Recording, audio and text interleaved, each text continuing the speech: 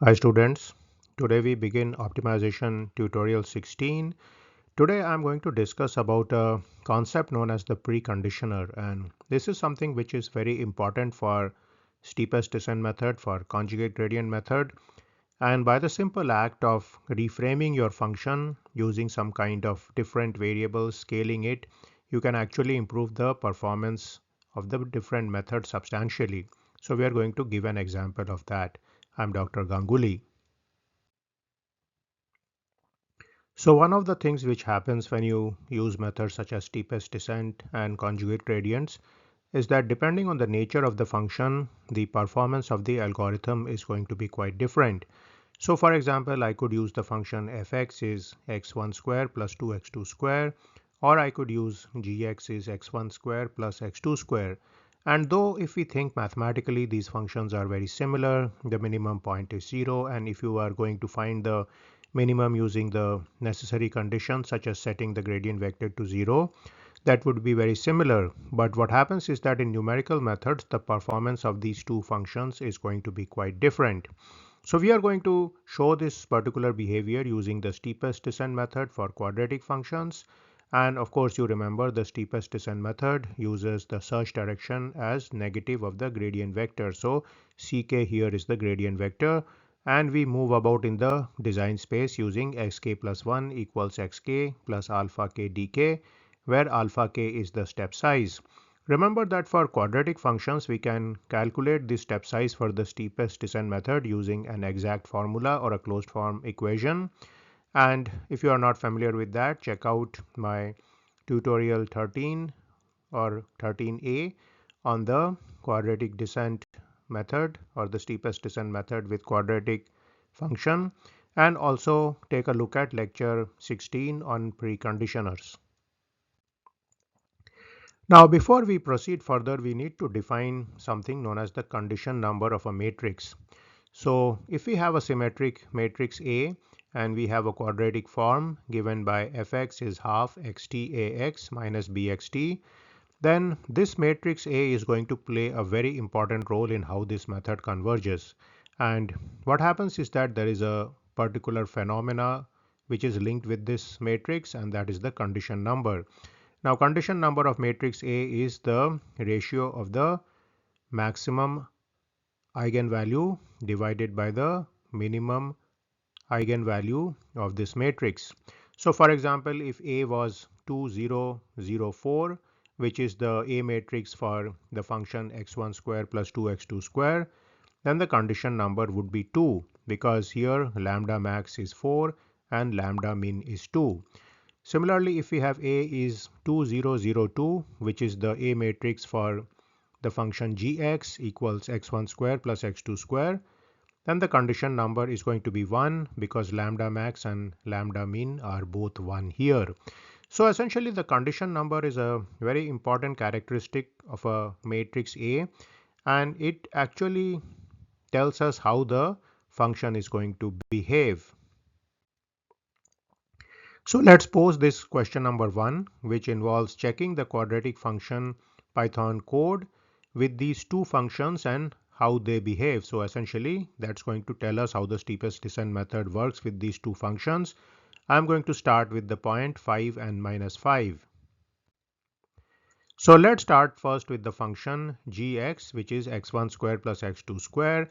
So I write a Python function which returns back to me x1 square plus x2 square, and I write a second Python function named gradfx, which returns to me the gradient vector. Now here of course you see the gradient vector is going to be 2x1 2x2, which are simply the partial derivatives of this function with respect to x1 and x2. So I have coded that here.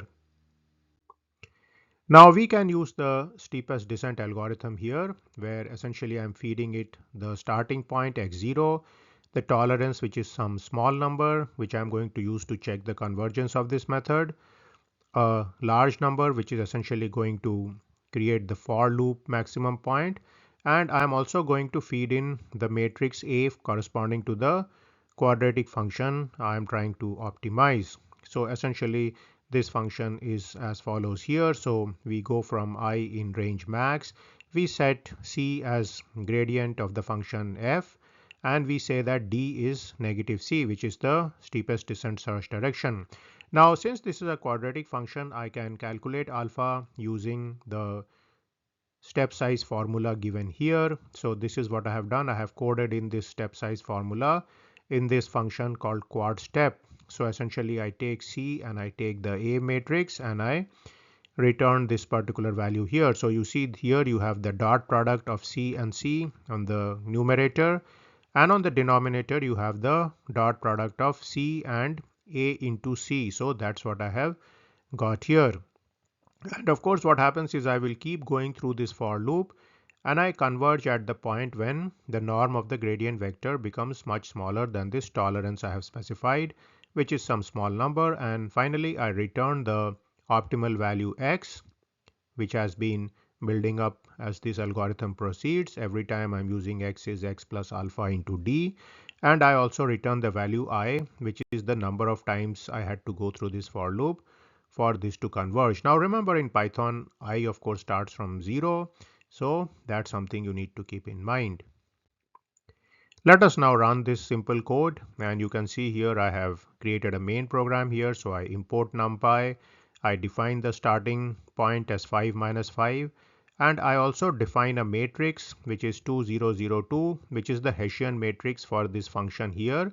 It's also the same as the A matrix. Remember, for the quadratic form or a quadratic function, the Hessian matrix is going to be same as the A matrix.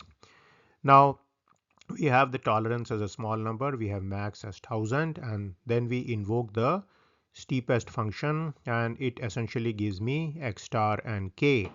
Now here then I print out the results from the gradient descent method. So minimum is x star and the number of rounds it took to converge is k. Now very interestingly, this function just converges in one shot, so it prints out k is 0. So essentially it is converging in one iteration. So this is something which happens when you have unit condition number in the steepest descent method, and that's what we are seeing here. We are getting the minimum to 0 0, and the iterations, of course it specifies 0, but it's actually 1 because Python starts from 0.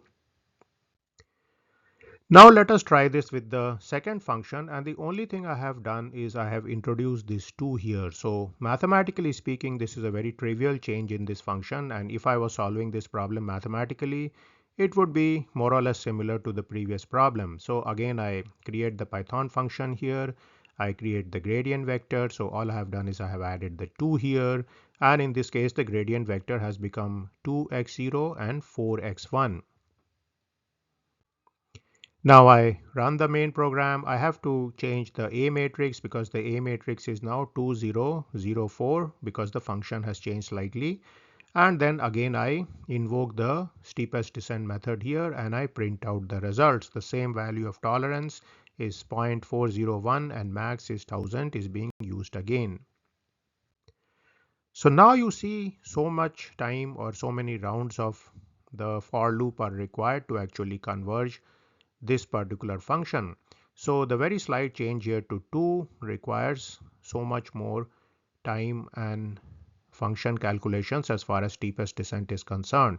So what happened here is that the condition number of this A matrix changed to 2, and I finally got the minimum value, which of course should be 0 0. We can say this is approximately 0 0, and it took quite a lot of rounds to converge. So actually if we start from 0, then it has actually taken 12 shots to converge here. So that's quite substantial. Now why did this happen? You of course know that this is because of the condition number of the Hessian matrix A associated with this quadratic form. So let's try to do that. Find the condition number of these matrix or matrices, and we are going to use Python to do that. So of course you know the condition number of the matrix, provided it is a symmetric matrix A, is given by lambda max by lambda min, the absolute values. So for f of x we clearly see k is 2, and for g of x we clearly see k is 1. Now these come directly from this A matrix here, so you know here that the lambda value would be 4 and 2, so k is 2. Here lambda value would be 2 and 2, so k is 1. Now we can actually do this for more complex problems directly in Python. So this is something to just know if you are somebody interested in Python, that you actually have a built-in function. So let us say we first import NumPy, then from NumPy we import, there is this library here called lin algebra. This is extremely useful, and we import this as, let us say, LA. Now we define this matrix here 2004, and essentially we print out the condition number of A. So we have to write LA dot cond A here. Now similarly we define the A matrix again as 2002, and we print out the condition number here. So you see the first problem, that is the condition number of the function x1 square plus 2x2 square, and that comes out to 2, and the second function it comes out to 1. So Python has some built-in characteristics where if you have a particular problem you can easily calculate the condition number for the given matrix here. Now this can be very useful in different settings out there. There are complicated functions where you may actually have to calculate the condition number of the Hessian matrix. Now how do we use it in practice? So of course there are very robust routines out there which do preconditioning, but I will just give you the concept behind it. So let's say we have this function here and we are going to invoke a method such as steepest descent to solve this problem. So could we change the variables for this function below so that the condition number would become 1? Now just by looking at this function you can see that if I were to create a new variable involving x2, it would certainly help me. So of course to keep the math clean, let us say x1 is y1 because there is no need to change this variable here. But we say x2 is 1 by root 2 y2. Now what this would do if I substitute it here is that this thing would get squared, and so I would have a 1 by 2 term here which would cancel. So I can see that if I create this new function fy, I would get y1 square. I substitute x1 here as y1, and here I substitute x2 as this formula here in pink. So I would get 1 by root 2 y2 square. And so what would happen is that this would give me the nice looking function fy is y1 square plus y2 square. And then I could perform my optimization, for example, using steepest descent method using this, and I would immediately converge. And then what I would need to do is I would need to take the values of y1 and y2. I could substitute it in the two equations in pink, and I will immediately get the values of x1 and x2. So this is the scaling or change of variables which I have done here, and this has led to much better performance of, for example, the steepest descent method. And even for conjugate gradient methods and many such methods, this kind of improvement in behavior is going to be there. So today we saw some interesting things. We saw that the steepest descent method actually performs based on the type of function we are using, the condition number of the problem, and so on. And this becomes very clear on pure quadratic functions. And when you have a quadratic function, one of the advantages is that you actually have a step size formula, so you can calculate the step size exactly, and the problem can be solved very quickly. But even then, the condition number of the matrix A corresponding to the quadratic form plays a very critical role as far as convergence is concerned in the steepest descent method. And if we bring the condition number to 1, the steepest descent method will converge in one shot. But of course, if the condition number deviates from 1, it can take much more time. So that brings us to the concept of scaling of variables or change of variables so that we can improve the condition number of the given function. So we saw that condition number, something very important, is defined as lambda max by lambda min. You have to take the absolute value because lambda can sometime come as negative. And so if you are able to find the condition number of a given matrix, then you want to bring it as close to 1 as possible. Now there is of course the fact that as far as quadratic functions are concerned, the condition number is the Hessian. And if you have a general function also, if you were to take a Taylor series and you were to calculate the H matrix there, the Hessian matrix there, then that would essentially tell you something about the function's behavior in a local sense, and the condition number of the H matrix there would point out to how these methods would do in terms of convergence, and so on. So this is not only important for the steepest descent method, but for the conjugate gradient method and any method out there. The condition number of the matrix is something which tells you a lot about its convergence properties, about how amenable it is to numerical methods, and so on. So that's something we want to always do. Now, in the theoretical lecture, you can see the importance of preconditioners. I think in lecture 13, I have given that. And in tutorial 13a, I have talked about quadratic step size and the derivation of that particular formula. So if you are interested in the formula, take a look at that. So the important thing to remember from today's tutorial is always keep the condition number as close to 1 as possible, and don't let it become too large because that may be deleterious for your convergence.